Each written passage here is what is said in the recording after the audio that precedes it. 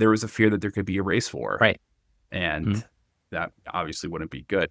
So they asked, they were asking questions like, what happens when 4 million people who have been brutalized for generations, like what happens when they're no longer essentially, have an overseer on their back? You know what I mean? Right. What if they want justice? Like, what if they want revenge? Right.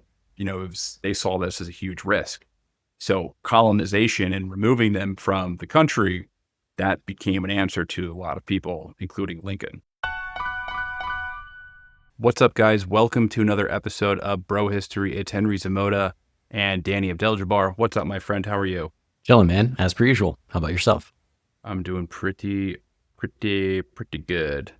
Sorry, I'm just taking notes, which consists of me doodling on a piece of paper. What you noting? Nothing. So whenever I take notes during an episode or just anything in life, I can't take notes, pen and paper. I just automatically, I'll write a note, I'll say a word, and then automatically I'll just start making triangles and squares and drawing people. Mm-hmm. And then by the time I look at the piece of paper that I'm putting notes on, it's just complete gibberish. It looks like a serial killer made It's like hieroglyphics. Yeah. Yeah. I can't take notes in a meeting. Yeah, I can't do it. Mm-mm. I'll be in a meeting and I'll just be taking super detailed notes. It will look like I'm doing something. And if you look at my paper at the end of it, it's just, what the fuck is wrong with this person? You need the Rosetta Stone. Yeah. Yeah. I'm not. It's been that way since I've been in school. Dude, I'm the same way, dude. I actually cannot actively listen if I'm taking notes. It's like, I don't know, maybe I'm on the spectrum or something like that, but I legitimately can't take notes while I'm listening to someone. I'll do 1,000 times better if I just sit there and just watch and listen and maybe ask questions in between. I used to get yelled at all the time in classes, especially in high school, for the same reason. And they're like, why aren't you taking notes? I'm like, because I'm listening to you. They're like, well, how are you going to remember it? I'm like, I'll remember most of it. God for AI note takers on. I'm going to get Justin Chang's notes after school and I'll be fine. Don't worry. I'll Right. take all the notes. The thing is, I process it better if I'm just listening to you, if I'm sitting there, trying to type and keep up with what you're saying while typing or handwriting, God forbid, I'm not going to retain it. But, maybe I'm just neurodivergent, or maybe that people learn differently, right? And we shouldn't judge people on the way that they want to take notes. Like in your case, if you want to doodle triangles and that helps you learn, go for it. This is what we got so far. Okay. A bunch of circles. Not even nothing. There's nothing legible in this. And this is me taking notes. Nice. At one point, I think I tried drawing a snowman, but then a line crossed through it. It just looks like something from a insane asylum. I'll give you an update as we go through this. Yeah, I'll ask you to what my notes will look like. I'll ask you to show your notes in the middle. Okay, so we are going to be talking about a very unknown part of history. We are going to be exploring a very untouched gem in historical treasure. And it is largely based off the book by Phil Magnus. So Phil Magnus is a historian. I think he's based out of Virginia Tech or North Carolina, a school down south. And he wrote a book called Colonization After Emancipation. And he's a Civil War expert. Essentially, he writes the book about Lincoln's plan to colonize freed slaves to other countries. And did you know that about Lincoln? So he was very, very hell-bent. It wasn't just that he was interested in this. He thought this was the solution to the slave problem in the US. I have heard about this, but I know that you did a lot more research on this particular topic than I did. So I'm super interested. Tell me more about how Lincoln's shipping off, the early freed black slaves to other countries. Well, as far as I know, Colonization After Emancipation is the only book that really covers this in detail. Mm-hmm. And I had read this years ago, 4 or 5 years ago, probably longer than that. And I was interested, and I've always wanted to do an episode on it. So I've recently just kind of picked up my notes on the book, and I went through some chapters and I was like, I want to talk about this because I've always wanted to talk about this. So just to give you a synopsis. So for most of Lincoln's political life, he supported a plan to colonize black slaves. For most of Lincoln's political life, he supported a plan to colonize black slaves. And this was the concept that freed slaves should either voluntarily or involuntarily leave the U.S. and resettle elsewhere. And most Americans, and this was the logic of the times, Lincoln doubted blacks and whites could live together, especially as peaceful equals. Mm-hmm. And he believed that a large black population was going to create a lot of social and economic problems. In his view, if you review his speeches and what he said about the subject, he essentially believed that, the Civil War never would have happened if blacks weren't brought to America in the first place. On take. And to Lincoln, freeing the slaves wasn't enough to fix these issues caused by, bringing in this massive slave population. Thus, his solution was to remove freed slaves entirely from the country. And he saw colonization as a way to end slavery and really prevent racial conflict in the U.S. I'm getting real, before you keep going, I'm getting vibes of like the episode that we did on the Greek and Turkish migration population swap with this one. Like, how many hundreds of thousands or even millions of slaves are we talking, like recently freed slaves? We're talking millions of people here. It never got that far, obviously, but it would have been if they were to achieve this goal, if they were to carry out a mass colonization project, it would have been millions of people. It didn't. It obviously did not. I mean, we're going to go through product of the times. Projects. Product of the times, I guess, man. Right? Like all these people around this time period is just thinking like, hey, all of our problems have to do with our racial and sectarian divides. So whenever we have a racial or sectarian divide, the only solution these people are coming up with is just move everyone out, just like further segment and segregate each other. I don't know. I just think that's wild. This is crazy proposition. It's a wild proposition. How would you carry this out in 19th century technology? I mean, at least with the Greek population, the Greek Turkish population exchange, like there were millions of people were deported from both. So about Greece 1.5 million Greeks and like 500,000 Turks from Greece, right? Yeah, we're talking about a population that kind of spans a much greater region, and we're dealing with mid 19th century technology. Right. there was a big leap in development in terms of like the way that you could logistically move people. Right. Trains and boats in the early 20th century. Trains and boats. They obviously had trains and boats in the 18th century, but they wouldn't be able to do it at this scale. No. So colonization wasn't some new idea that Lincoln thought of. Right. It was a common idea in America. The American Colonization Society, so it was founded in the early 1800s. What it promoted was the gradual emancipation, which would be followed by the deportation of freed blacks. And their big project was Liberia, which was created on Africa's west coast as a colony for African American migrants. Right. Well, what do you think like the mindset was for these people? So some of the colonizationists believe that they had an ethical kind of compass to this, where they believed that blacks would be a lot safer and more successful in a separate nation.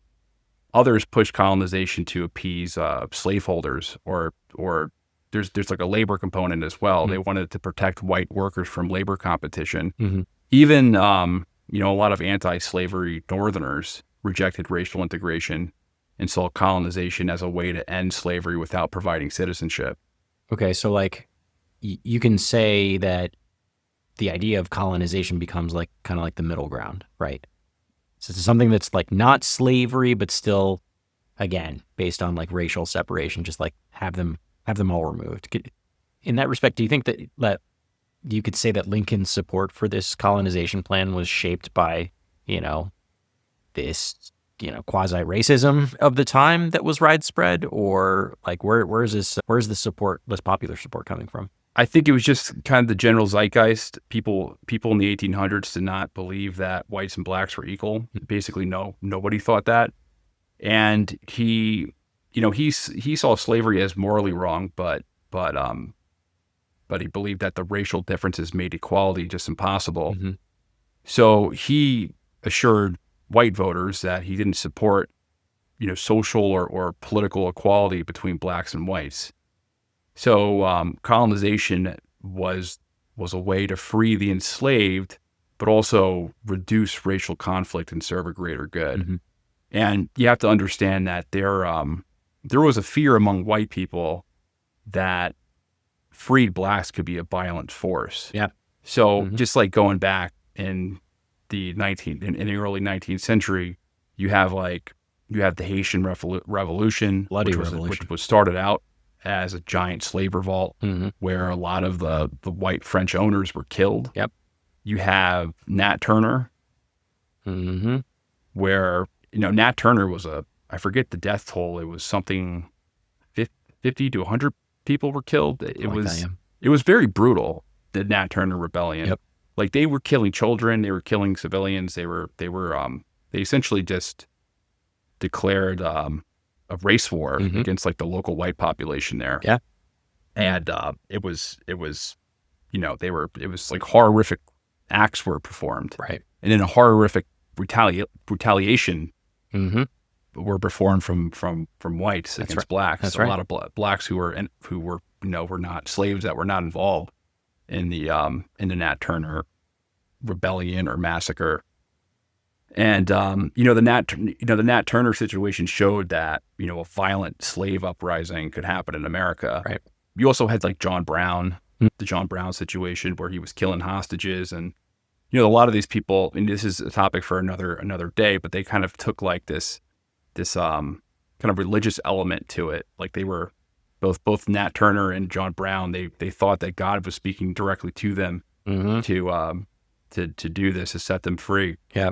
But just to pull this back, in the decades before the Civil War, the black population in the U.S. had reached about 4.5 million people. So it was about 14% of the U.S. population. Right.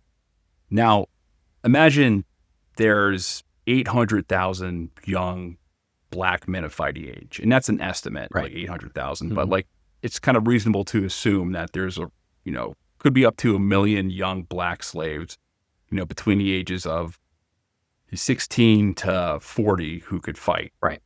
And at least. Yeah, at least. And they're hardened by years of labor. They're they're shaped by a life of survival. They know the land because they've been working it. They've been clearing forest and draining swamps and planting the fields. And to many whites, that number was apocalyptic. What if Nat Turner times 1,000 happens, right? Or Haiti on American soil happens, and that was like a lot of the underpinnings prior to the prior to the Civil War. That was like a big fear among the white population, even prior to the war. It's a reasonable fear to people in captivity. Eventually they might bite back. Yeah, it's kind of like the situation. I compare the occupation of the Palestinians by the Israelis, because now at this point, it's we realistically couldn't include them in a country because after all the shit we did to them, they're going to hate us so much. Like there could never be a peace. Like that would end our state completely. That's the Israeli line of thinking. Granted them citizenship. That's the Israeli line of thinking, to be clear, right? Well, yeah, that's their justification, but it does make sense in their point of view. Like, how could you, after everything that's been done to these people, how could you bring them into society and not have like this massive case of resentment? And it's not like these people are going to automatically become like have equal footing than for sure their Jewish counterparts. You're talking about having it's a reasonable line of thought, right? Like I can see how they come to those conclusions, but like hindsight being 2020, if we're looking back at this, this time in American history where they had the same set of well-founded worries about their slave population, their occupied population, you look at things today, and for the most part, it's okay. I mean, it's not perfect. We still have a lot of shit to work on, but they figured out a way. There is a third option here. I just want to for the remind most everyone part, there is a third option for peaceful coexistence.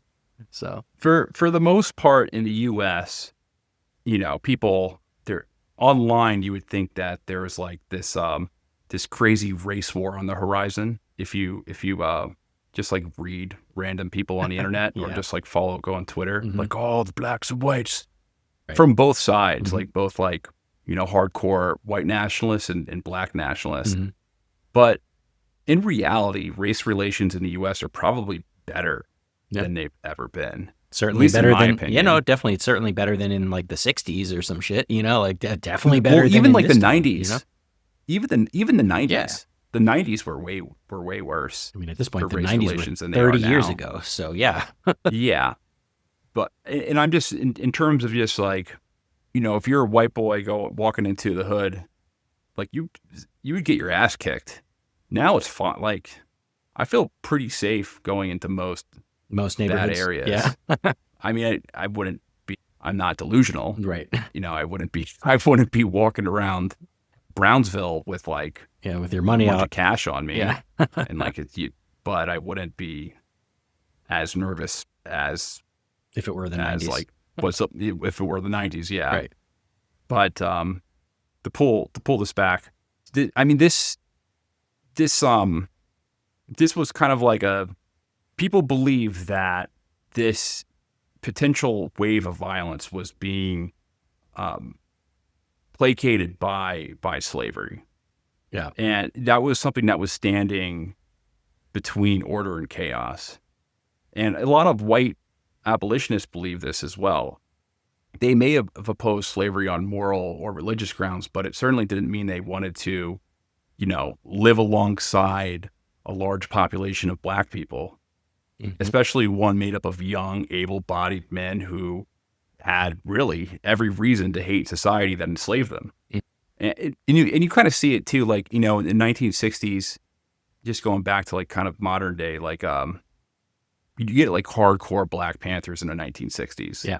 And the reason why you have hardcore Black Panthers is because these are children that saw their parents grow up in segregation, where, the white man would come and talk to their parents and talk to them as families like they were second-class citizens. They would call them boy and stuff, like, get over here, boy. Right. And that's why there was like this big backlash where a lot of black people, like at least like really, people into politics, they became super hardcore. And that's how you get groups like the Black Panthers, because they saw their parents just being completely denigrated. They saw their communities be denigrated. Right. So they adopted this, these harder forms of politics. Now, and there was and just to pull this back, there was also a fear of white mob violence against blacks if they were freed. Right. But then there was also the fear of black retaliation itself. So mutually the assured question that violence. Yeah. Yeah. Yeah. Like the fear, there was a fear that there could be a race war. Right. And that obviously wouldn't be good. So they asked, they were asking questions like, what happens when 4 million people who have been brutalized for generations, like what happens when they're no longer essentially, have an overseer on their back? You know what I mean? Right. What if they want justice? Like, what if they want revenge? Right. They saw this as a huge risk. So colonization and removing them from the country, that became an answer to a lot of people, including Lincoln. Right. And I'd even argue that it's not just the, the social implications, right? It's also like the economic consequences, because even before the Civil War, there was, white workers, especially in the North, who were like extremely anxious about free black labor, right? Like they were afraid that if, all of these enslaved people were suddenly freed and they remained in the U.S., they would obviously undercut white wages by just accepting lower pay, either because of like desperation, like they just needed a job, or because they were excluded for so long that they're willing to take lower pay, right? And it wasn't just theoretical. This actually happened a lot. In northern cities like New York and Philadelphia and Cincinnati, there were pretty much full-on race riots that broke out in the 1830s and 50s when black workers were seen as like strike breakers or or willing to work for less. So, you had these unioned groups of white men, at these jobs, and then the boss just ends up hiring a bunch of, free black people because they're ready and willing to work right now. So it creates a lot of economic tension there too.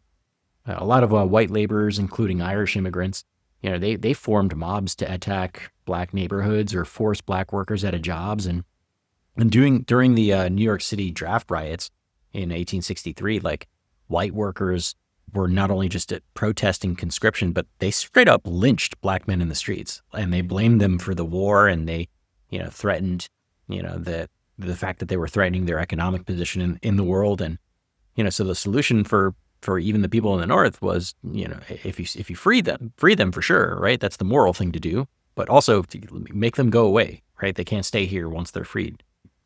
They're human, but they don't belong here. And, on one hand, it's, celebrate liberty and no slavery, but at the same time, guard white society from the consequences of freed slaves. It's just a lot of doublespeak. Yeah. So, I mean, this becomes and I don't know how mainstream of a thought this was. I don't know if most people were like thinking about this in the North, like especially northern, because a lot of northern communities probably did not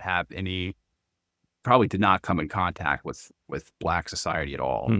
But among those who were thinking about this, I would say the majority of Northerners, except those in the heavily on the border states, urban cities and border states would have been yeah. If you're from Boston, like how many this is way before black migration. Like how many former slaves did you come across? So I don't think probably most people didn't have that much of an opinion or thought on this, other than, and it's hard to gauge like the actual opinions of this time. Yeah, didn't have there's Twitter. Like a lot of contradictory. Yeah. It's hard to, because there's a lot of different books on the subject, and some books will paint like, yeah, the Northerners were collectively outraged, and many signed up to fight for the free slaves, and then you'll read other things where it's like, yeah, like most of them didn't think about that at all.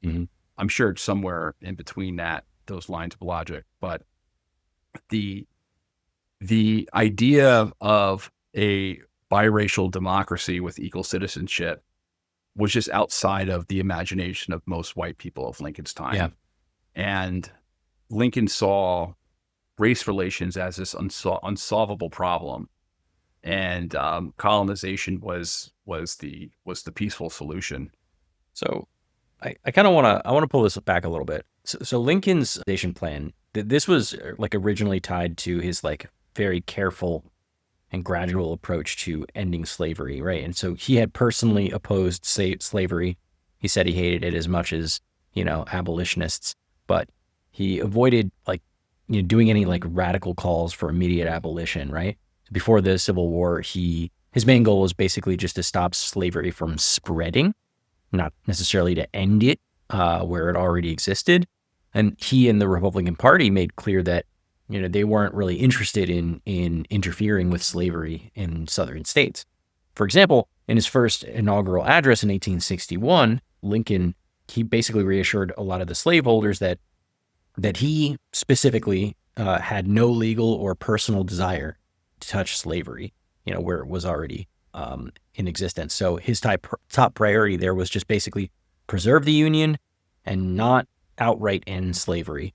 And he was super afraid that, anything more aggressive than that would push like a lot of these key border states like Kentucky and Maryland into joining the Confederacy.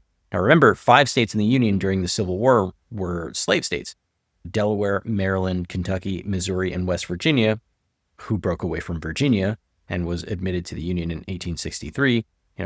And slavery remained legal in all 5 until the 13th Amendment in 1865. So the Emancipation Proclamation didn't apply to those states, which is why Lincoln had to tread super carefully early in the war. So during Lincoln's position on emancipation was tied to military necessity. Right. I mean, he's on record repeatedly saying that his main goal was saving the Union, not ending slavery. Right. If he could free none or all the slaves, if it helped, he would. He said I'm paraphrasing it, but he said that he would He would free none, some, or all the slaves if it helped preserve the Union. I think that's the exact quote. Mm-hmm. And, the way that Lincoln saw it, and this is, I think, the simplest way to see it, but, it was just keeping the state together. You're going to be the executive in the 19th century when, meanwhile, in Europe, you have like these states that are like these big, huge, powerful states that are forming, Mm-hmm. and you're going to break off your agricultural base. You're going to let them break off and with this huge population, Right. with like really important ports and all this like that. Like that would have been Natural resources. Yeah. Mm-hmm. like no executive of any government would let that happen. Mm-hmm.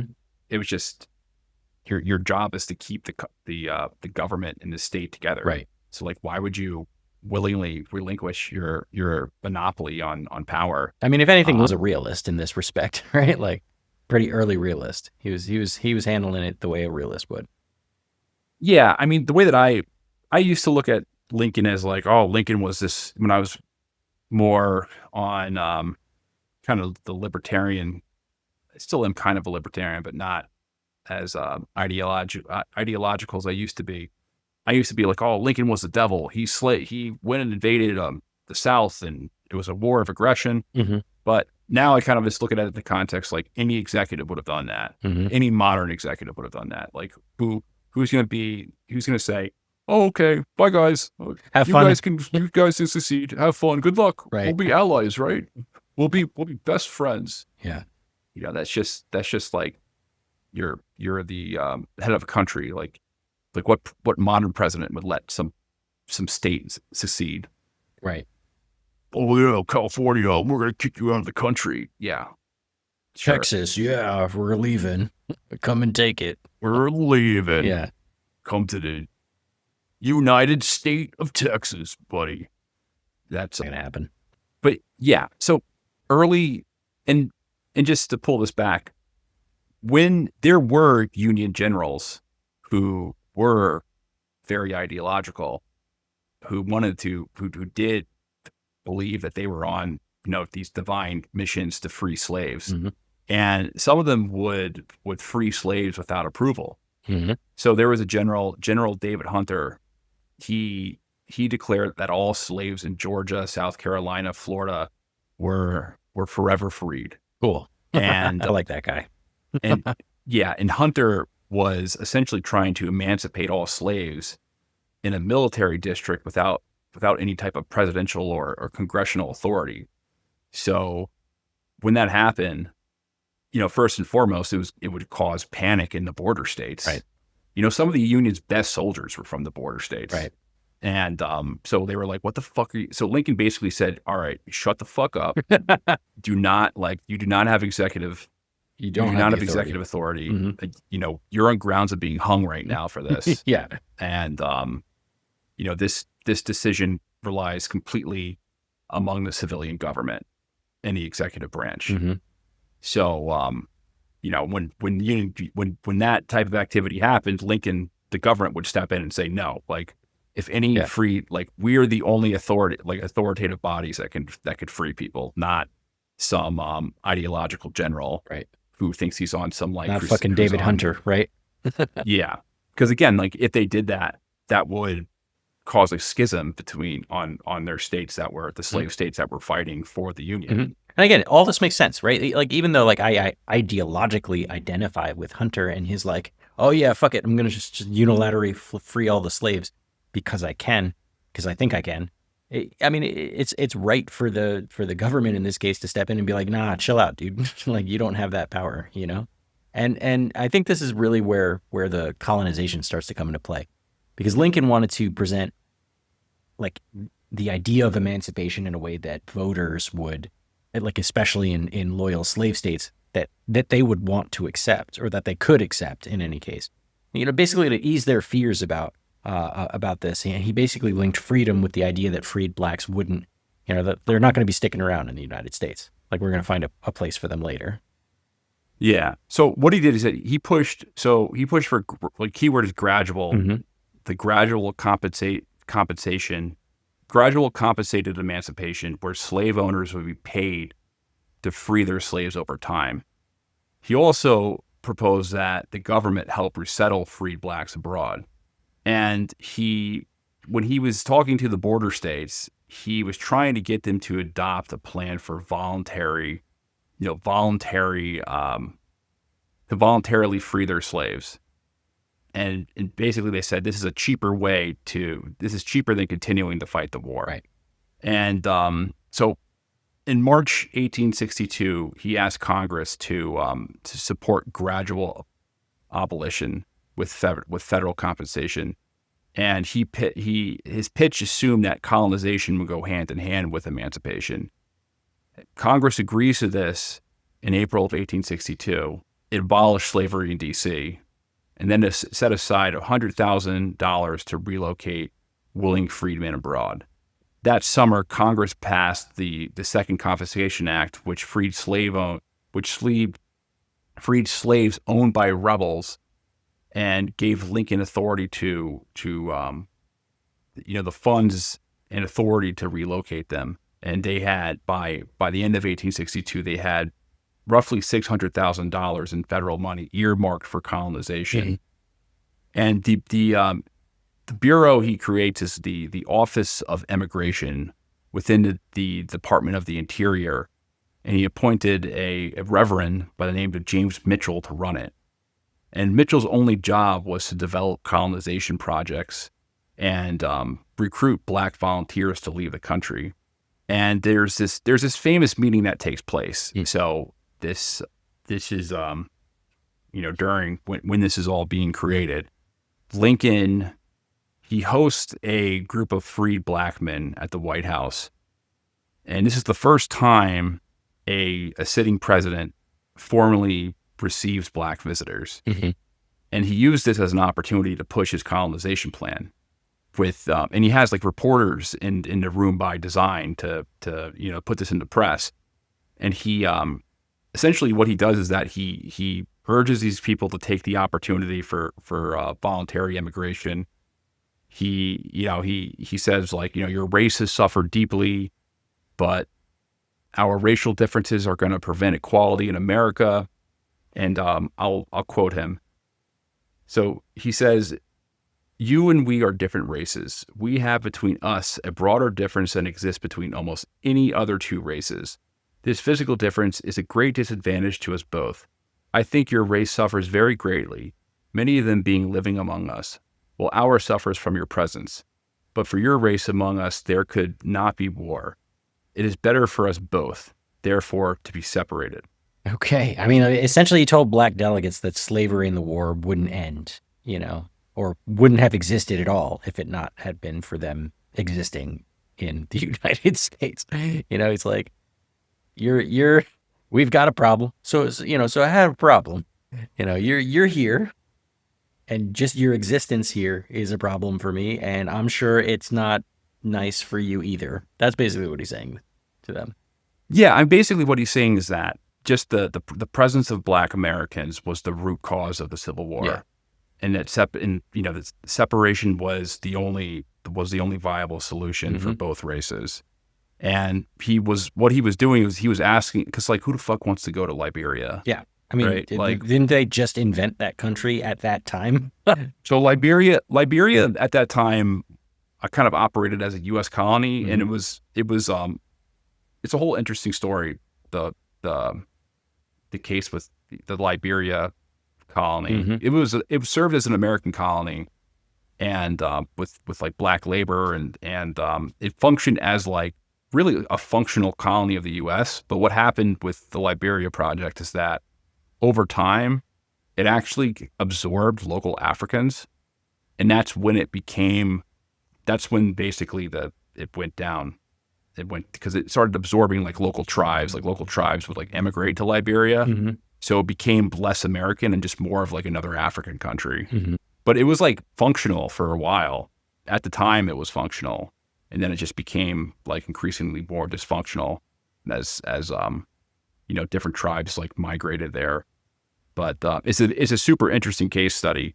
But yeah, I mean, who would want to go sail to some like, it's not like living conditions were great in America for them, but like you want to get on a boat where 30% chance you're going to die Exactly. of Like all of the oral some tradition, disease. all of the oral tradition that had been passed down probably from at least one generation down, maybe some for 2 generations, about how terrible the journey was over from Africa on those boats. Nobody's fucking doing that. They're not getting back on the boats. They're not. That's crazy. That's absolutely insane. They have they sung songs about this, It was like a source of serious, agita, and fear. There's no way. There's no way. Yeah. And then you arrive in some abroad colony, and then basically you're living in the same conditions that you lived in slavery. Right. Where it's like horrible backbreaking work, like setting up a colony. Like imagine the backbreaking work, like you have to start building infrastructure from scratch. Right. Like that's a Never catching a break. humongous project. Mm-hmm. It's a horrible, that's a huge project. Yep. To go on. And then you're going to some like tropic country. Right. So just like the level of diseases are much higher. Mm-hmm. They're like when you make these voyages, like there's smallpox breaks. This is the time before modern vaccines and a lot of modern medicine. So people would get smallpox, and everyone would get it around them. It was just a pretty brutal thing to do or to go on. So he suggests that their departure would make white Americans more willing to emancipate the rest of the enslaved population. And the way that he pitches this, that this is going to be a noble sacrifice, that they should literally give up the comfort for the good of their race. And he makes a comparison to George Washington. So you should do this just like George Washington had done for our nation. You should do the same thing and follow in his footsteps. Yeah, and I can tell you that the black community was not happy about it. I mean, Frederick Douglass condemned Lincoln's colonization plan as basically offensive and backwards, and he blasted Lincoln for claiming that black people's presence, not just slavery itself, was the cause of the Civil War. Douglass called it absurd to suggest that African Americans should leave their homeland, because this is now technically, I mean, a lot of them were born there, right? This is second and in some cases third generations on already. Just to leave what is now their homeland to just fix a white made problem is what they called it, because it kind of was. And he argued that the real cause of the war was slavery, and not just the fact that black people existed in the United States, and that war could and should destroy the idea of slavery. And to Douglass and most black Americans, colonization was just this racist idea to kick them out and to basically, pull the rug out from under the people who helped build the country. And they rejected the idea of trading, their forced exile from Africa for a second exile in Africa, And just think about it. So at this point, blacks have been in the country for generations. Right. They did not have roots in Africa anymore. Nope. It wasn't like new slaves were coming abroad, because slavery, like the importation of slaves had already trade stopped. is over, right? Mm-hmm. So it's not like people are coming speaking some African languages, and there was like a continuation of tradition from those African tribes. Now they spoke English. Like that connection. Yeah, they spoke English. So that connection had already been broken. So you're essentially putting them in exile to really like an unforgiving place, because they're not native to that country anymore. They're not going to like a homeland. Right. And like, the slave, they're designating colonies. We'll go over the colonies. They're in Central America, they're in the Caribbean, and then they're in Africa. They're designating these colonies, but these are places that are dangerous. These are essentially, this is like an exile. So like we're gonna exile all these people afterwards, and black people. I think most of their roots come from Western Africa, like American blacks, at least like the slave trade. So I think like Nigeria, what you would consider like the Ivory Coast, Ghana. I think that's where most of the slave trade came from. Yeah. Of course, there's there was slave trade on the eastern part of Africa as well. But the majority of the slave trade that came to America was on the west of Africa. Right. Liberia was on the west of Africa, but we're talking about like a small area compared to where the larger land mass, because Africa's a huge land. It's not like they're going to like their native home like the Israelis think they're going back home when they go to Palestine. Right. So I mean, Liberia is a lot bigger than Palestine, but it is still small comparatively to the region. So okay, where was I? So he, despite all this criticism, he stays committed to the project. When he issued the preliminary Emancipation Proclamation on September 22nd, he included a clause about colonization. The proclamation said that the government would encourage freed slaves to emigrate with their consent. And as Lincoln finalized the Emancipation Proclamation, he was still arranging colonization deals behind the scene. Mm-hmm. But when the final version was issued in the beginning of 1863, it left out any reference to compensation or colonization. It only declared, as most people probably know, it only declared that slaves in rebel states were forever freed. Right. And it invited them to join the Union Army. And of course, there was like a military component to that because he wanted the slaves to revolt in the South. Right. This is the part where I admittedly, I don't really know a ton, and I'm hoping that you can kind of plug the gap a little bit. So I know most of the story up until this point, but the part that I don't really understand is the transition for when Lincoln just decides to start dropping the colonization idea. How do you get to that part? That's the part that I don't really understand. Yeah. So, I mean, I think that's still something that historians debate. So, why he removed the colonization clause from the final draft. So there's John Hope Franklin. He believes that essentially he writes that colonization and compensation was impractical during wartime. Just cost too much Lincoln money. may have, yeah, especially during the war. Mm-hmm. Like, how are you going to go on this project when you're fighting a war when you can actually use that labor mm-hmm. and use those military-aged men to fight? Mm-hmm. Lincoln may have realized that also that most Black Americans would not be going willingly, and why not just use the manpower in your army or as workers? Mm-hmm. He also wanted the proclamation to be clear and legally focused without extra policies muddling its purpose. So if he threw a bunch of things in there, it would have just made everything a lot more confusing. Mm-hmm. The point was just to make it very to the point, and still dropping colonization from the text didn't mean that Lincoln had given up on the idea, because he signed a colonization contract just an hour, and I'm not saying this in exaggeration, an hour before signing the proclamation. He had signed one of the colonization contracts. Interesting. So he was working a lot with the British to do this. Lincoln's enthusiasm for colonization was so strong that it became a running joke among other world leaders. It was his they would call it his personal obsession. So Britain's foreign minister in Washington, Lord Richard Lyons, he called it Mr. Lincoln's hobby. And he sounds like a pretty funny guy the way that he describes it, but he basically said that Lincoln, that's all he would talk about. Hey, we need to he would obsess over the colonization project. And he had called it, the Lyons called it, the exportation of the contrabands. Fucked up. Yeah.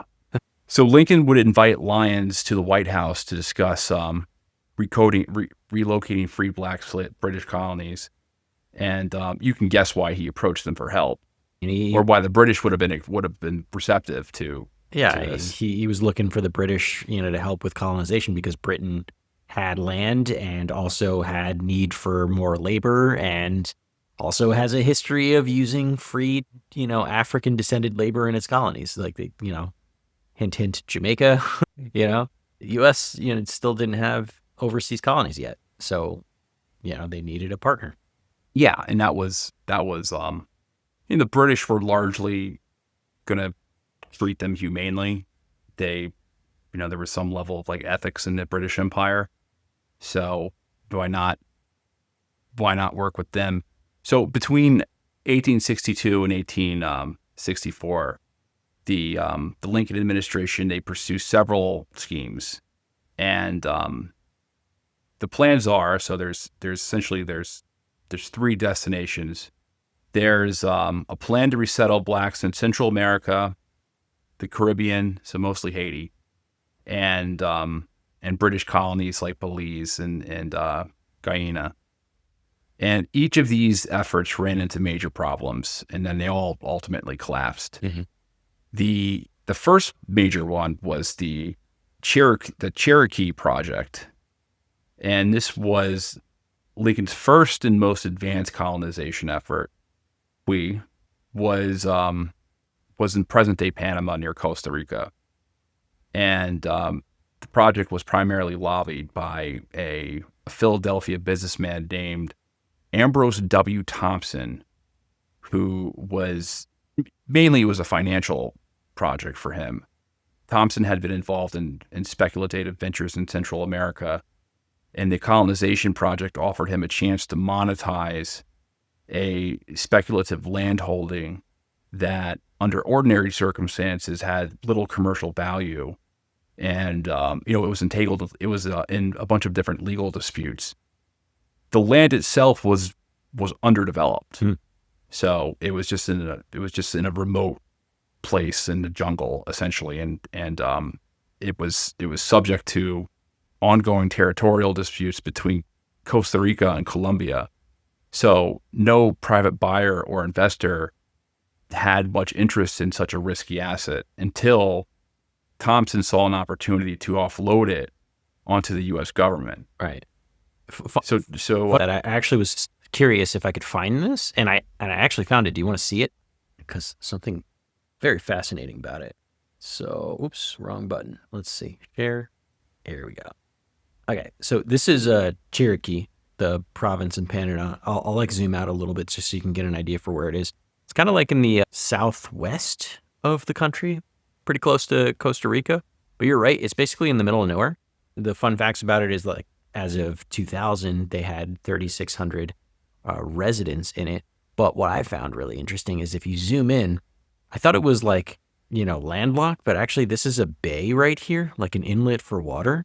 And this is called Bahia de los Muertos, which means Bay of the Dead, an island of the dead. I don't know why they call it that, but that doesn't sound like a very nice place to live. So we're bringing you to Bay of the Dead. Yeah. Why do they? Come on, guys. We're going to be sailing to Bay of the Dead in 3 weeks. Why exactly they call it that, I'm not sure. When we get to the Bay of the Dead, we'll go out into the Batipa forest, and then we'll go and we'll cross what river is that called? This is, I don't know, Rio Chorcha. We'll walk across the Rio Chorcha River with, I'm sure with like anacondas and shit. Yeah, there's probably some fucked up. This place, right, like as of today, is like a one road province. There's like one road. Isn't this? And that's it. This is like a very, very unforgiving terrain. Yeah, no, it looks crazy. There's it's all just like swamps and shit. And jungles and stuff. Yeah. Swamps and jungles and stuff. Here, they got a jail. There's a reason why it's not developed to today. I'm sure people would like to develop. Oh, yeah, there's a prison there. There's a prison. They got a prison. Yeah, I mean, not a whole lot going on even today, 100 years, 200 years later or whatever. Anyway, so that's all I wanted to show. Well, the reason why the benefit of going there, the wealth that could be acquired. So Thompson claimed that the area had coal deposits and possible gold, and then the location could be a potential canal route. It's on the opposite side of the country where they actually built the canal, but yeah, I guess it could have been one of the possible routes. So Thompson, he says that this is a perfect place to resettle freemen. It had a tropical climate that black people would be used to. It had fertile lands. It had these coal reserves for U.S. steamships, and the location was just perfect. It had a lot of strategic appeal. And just imagine just getting off the boat. You have to clear that forest to make Big settlements. jungle. Yeah. That's Yeah. crazy. Yeah. So for Lincoln, needing a tangible colonization plan for the preliminary Emancipation Proclamation, Cherokee appeared to serve both the humanitarian and the national, I guess the humanitarian in quotes, and the national interest. Mm-hmm. So by late summer in 1862, Lincoln had signed a contract with Thompson and tasked Samuel Pomeroy with the organization of the mission. And the plan was to send 500 to 1,000 black volunteers to form the first colony in Cherokee. Well, it collapsed just a month after it began. Jesus.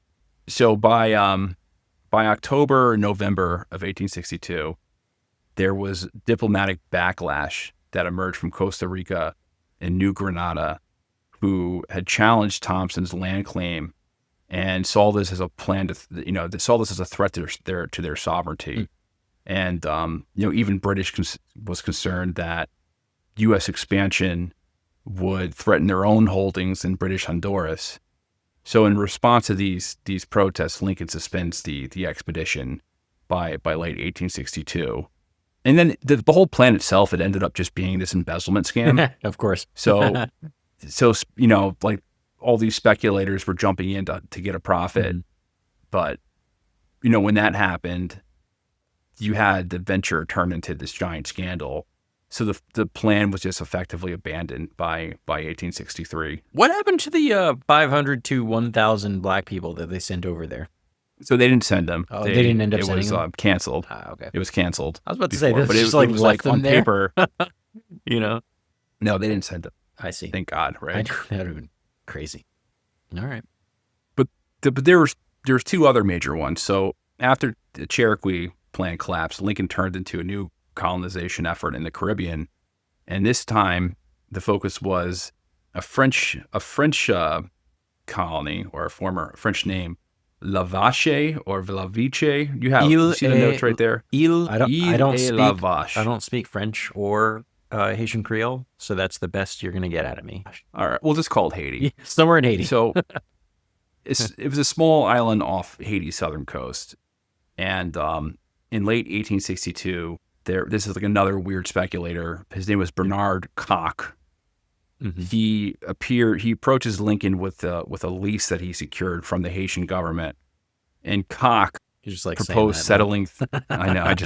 I love Koch.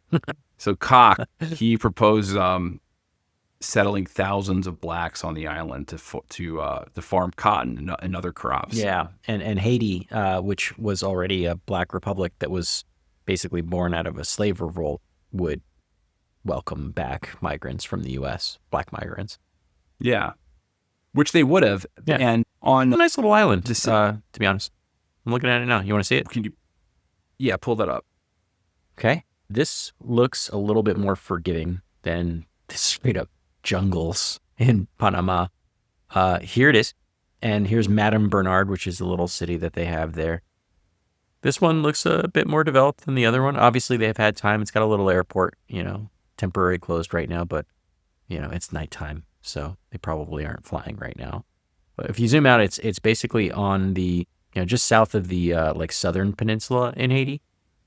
And I happen to know that the Caribbean in the south is really chill waters, so probably have, a good bay, nice waters, probably way more temperate than the location in Panama. It's probably still a little bit tropical, a little jungly too, just like all the islands in the Caribbean, but definitely much more manageable, I think, than the other one. There's no place called the Bay of the Dead here, so it's a little less imposing. Yeah, thank God. Let's see. Look in full color. Here we go. Just beautiful. Oh, that looks like a great beautiful water place to put a resort. Cool little keys. Looks like they already have some resorts, but look at how gorgeous this is, right? Yeah, it's got some dense foresting, but that's good for natural resources, and it's not too. Yeah, it's not like you're going there if you're resorting. Yeah, Imagine if it's like becomes like a giant pitch for like Caribbean resorts and cruises. Yeah, right. This episode, like, can you sponsor us?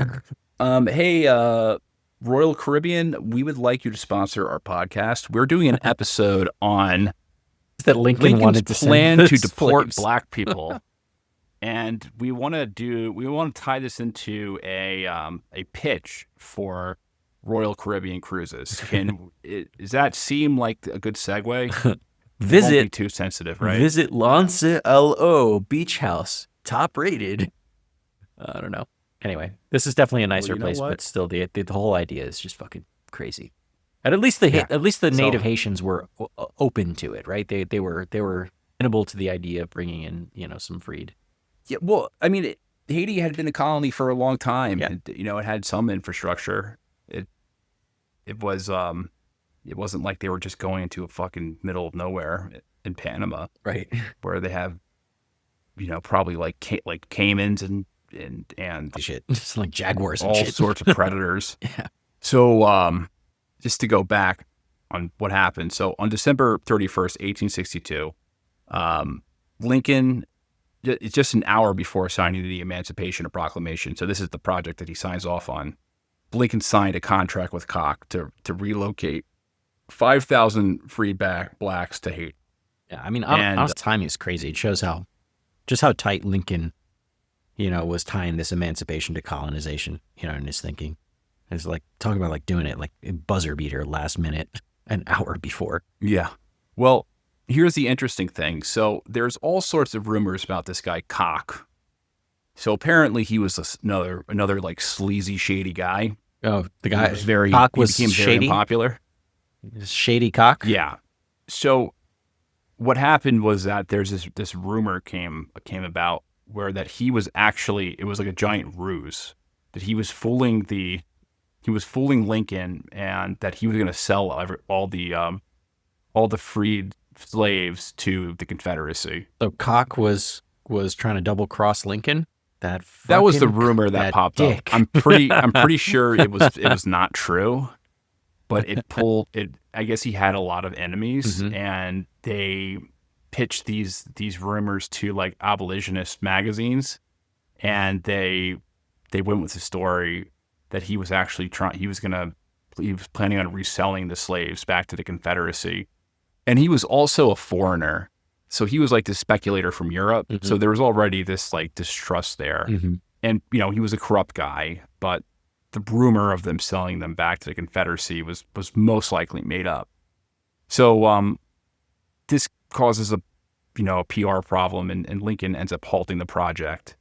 But it's actually revived in April. So it's canceled in beginning of 63. Then it's revived in April, a couple months later. And then they bring in some more credible investors. So they bring in Paul Forbes and Charles Tuckerman, who are like these big New York businessmen. Right. In addition to Koch. To supervise. Yeah, in addition. So Koch's still on the project. So they have these new backers, and the project was revived. But the actual plan that takes place, doesn't go that well. I actually read into this. The ship, like there's a ship that departs in April of 1963 from Fortress Monroe with over 450 black colonists, and they're mostly refugees from these contraband camps. And just to note, this was the first and only like large scale departure under Lincoln's colonial efforts, right? So they didn't send anybody over to the place in Panama. But this voyage was basically from the start just fucked. There was a smallpox outbreak on board, which killed a lot of people before arrival. And when they finally got to the island, the settlers found almost no infrastructure or supplies there. Despite what it looks like today, nobody did shit with that island back then, right? And they were waiting on a second supply ship, which never came. They were delayed by disputes between New York investors and the Interior Department over like releasing funding. So just typical bureaucratic red tape plagued this mission. And so with no supplies, the colonists were basically stranded with very little food, shelter, or medicine really. And basically hunger and disease spread super rapidly here. Yeah. And then things got really bad how this ends is that Koch ends up declaring himself governor without U.S. approval, and it makes sense to manage the crisis. Governor Koch. So he, so when the U.S. government finds out, they're like, oh shit, like what is going on there? Mm-hmm. They start getting reports that these settlers are dying, and they launch an official investigation.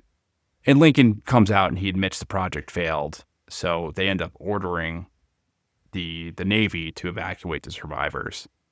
So there was 368 were rescued and about 100 had died. Jesus. So just it's a pretty high mortality rate. Yeah, And this was a huge political hit for Lincoln. for sure, because it was like a cruel and wasteful.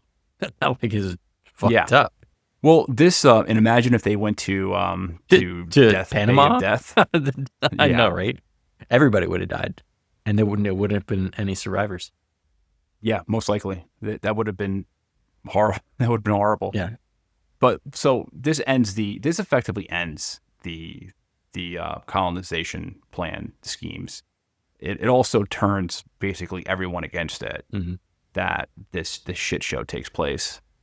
Mm-hmm. Mm-hmm. And this isn't the only thing, because I read that he also was looking into like diplomatic solutions, right? Like he wasn't just looking at private colonization schemes, right? Like he was trying to work like directly with foreign governments that might take Black immigrants, right? So yeah, he was mainly working with Britain and the Netherlands, both which had colonies in the Caribbean, and they both needed labor after abolishing slavery, because slavery was abolished in these countries in the early 19th century. So in late January of 1863, Lincoln had a meeting with Lyons, and he had asked if Britain would accept free Black Americans into the Caribbean colonies. Mm-hmm. And there was obviously like legal, there were legal things that they had to go through in terms with the British and the Confederacy, because the British didn't want to seem like they were actually supporting one side during the Civil War. And Lincoln had to clarify that they weren't talking about escaped slaves, that they were only talking about legally freed slaves. Mm-hmm. So they didn't want this to be. So the British were worried that they would be tied to they would be essentially like partners in what would have been, I guess, a criminal act of stealing slaves, trafficking, and basically, bringing them to human trafficking. Mm-hmm. But the British were showing real interest, especially in resettling, because there was a lot of underpopulated colonies that the British had acquired, especially in like British Honduras and British Guyana. So the British were experiencing these like chronic labor shortages. So they came up with a plan that the British Honduras Company would manage, and they would manage the migration of up to 500,000 freedmen to Belize over 10 years. And this was supposed to unfold gradually to avoid disruptions in the war effort or the flooding of colonies all at once. And Lincoln was very enthusiastic about Britain's colonization proposal. However, Congress and even most of his cabinet members were unaware of his dealings with the British, and Lincoln was fearing backlash from the radical Republicans. So he used essentially he used executive authority to move these plans forward. But this new problem arose, and essentially what ends this is that by the summer of 1863, the War Department was saying that the Union required Black labor for the war effort, and they needed Black men in uniform. So recruitment took precedent over colonization, and in the Black military service changed the perception of Blacks in the North, because over 1,800,000 freed slaves or Blacks would serve. I don't think all were freed slaves, but eventually they were freed slaves, but they would serve in the war. Mm-hmm. And at the same time, these diplomatic hurdles piled up. The British were demanding proof that any immigrants left voluntarily, and Washington was insisting that they treated equally in the colonies. So British Honduras agreed, but other colonies were slowly to commit. Britain also, like I said earlier, they were feared. They were nervous that if its ships appeared in Confederate ports, that would be linked to aiding the Union. Yeah. So by the time the British were ready in mid-1864, support had already was gone for the project in Congress, and that political window had closed. So only there were actually a few families that made it to British Honduras, Interesting. but they had planned tens of thousands. So his whole persistence on the movement is pretty striking, because he really fought for it. Yeah. Until his assassination. Mm-hmm. Even 6 months after the Emancipation Proclamation, he told the British minister that colonization still remained their long-term plan, and he was eager to test out the experiment in some way. But eventually, the colonization plans are shut down for good. Really, that comes to just Congress investigating how the funds for these projects were being spent. Mm-hmm. And, when people would come back from Haiti, they were basically like, we were suffering overseas. And then when all the corruption when more and more corruption stories and embezzlement stories came out, then when Governor Koch, a lot of this was just seen as, not morally tenable.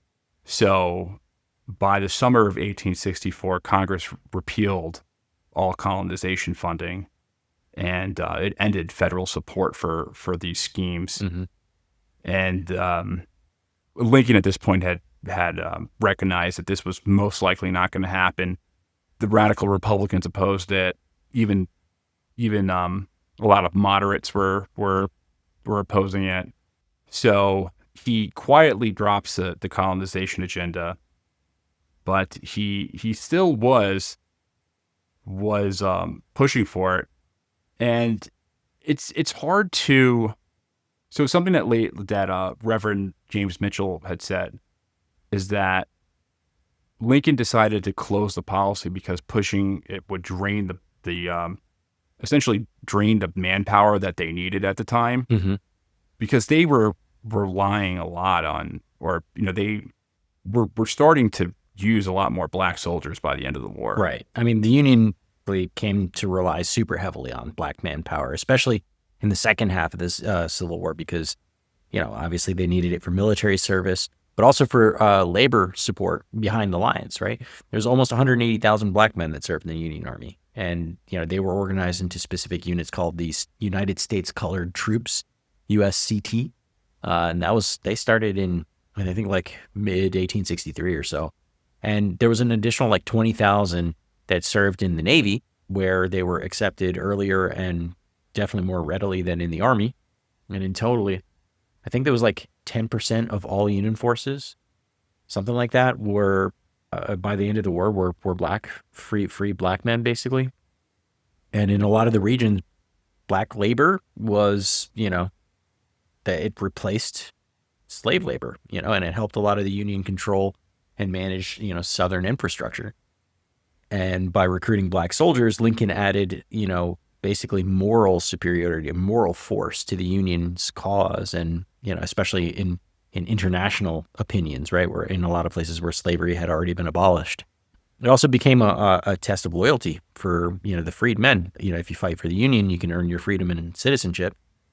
So once, there was a bunch of African Americans that were shedding their blood for the Union, it became just kind of difficult to justify exiling them, afterwards. But I guess what you're saying is that even after all of this, Lincoln was still kind of interested in carrying out all those colonizations, even after all of that.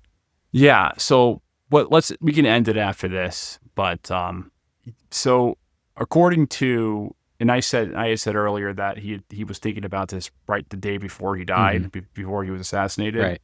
So according to General Benjamin Butler, Lincoln was trying to plan a project to send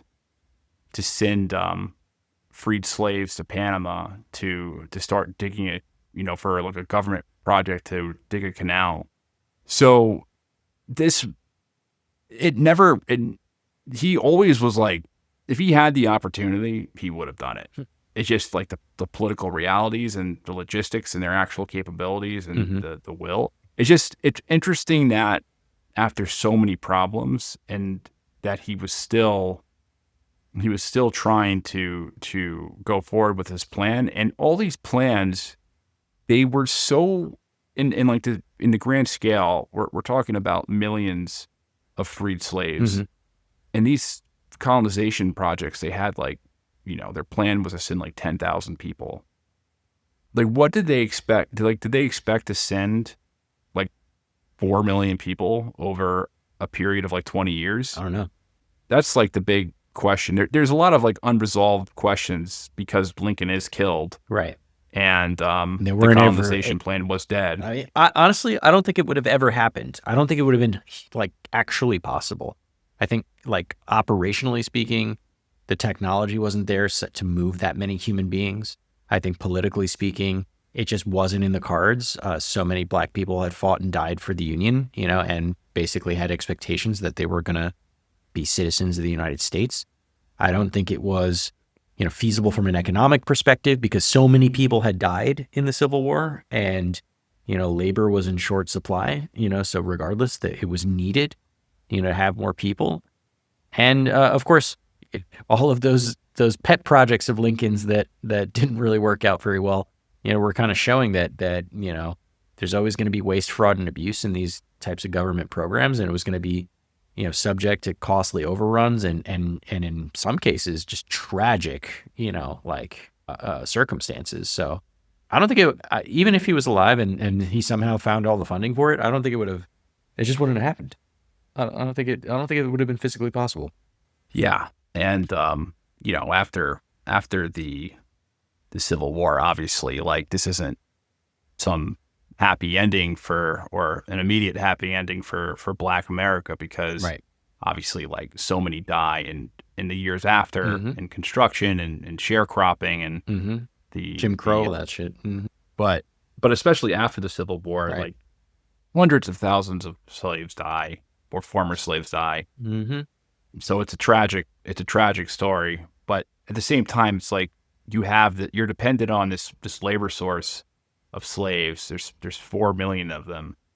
Like, what are you going to do with like, how are you going to make up for that labor? So it's just like the economic consequences, like, obviously the moral, the morality of just like shipping these people off into these unhospitable lands in many cases. They just made the reality not feasible. But it's an interesting story. It's an interesting thing to discuss because not only I don't want to say it like it cuts through like historical myths, but it does kind of reflect how people thought many years ago. I agree. I think it makes you think twice about like Lincoln's legacy. I see it now more less of an ideological victory and more of a practical one. Yeah. Well, it's interesting. It is so most of the information, again, from this book, from this podcast, was from the book from Phil Magnus. So, of course, there are some other sources that I used, but primarily it was from Phil Magnus. So hopefully you guys found this interesting. Before we wrap this up, Danny, do you have anything to say before we send everyone off? Yeah, as usual, to the Bay of Death. You can find us in all of the regular places where you get your podcasts. We still love you there on the iTunes, so rate and review us there if you're liking the shows. But if you happen to be on Spotify or are tuning in on YouTube, you can talk to us. So leave a comment below. Let us know what you thought about the episode. Tell us that we suck. Oh, here are my notes. Oh, yeah, here's the notes. Tell us what you think of Henry's notes of the episode. Yeah. Just Lincoln, I see like what looks like a car or maybe a spaceship, a couple of H's. Looks like you tried to write your name a few times. Who knows? henna. Practice my signature. Yeah. It's fantastic. Put it up on the. This looks kind of cool. Yeah. That kind of looks like a swastika, but I wasn't trying to at all. I just kind of ended up like that. And then these are bubbles. I got it. Put it up. Put it up on the H on the refrigerator next to James's art, and that'll be that. Yeah, he's 2, and his art's better than mine. Okay. Peace, guys. Peace.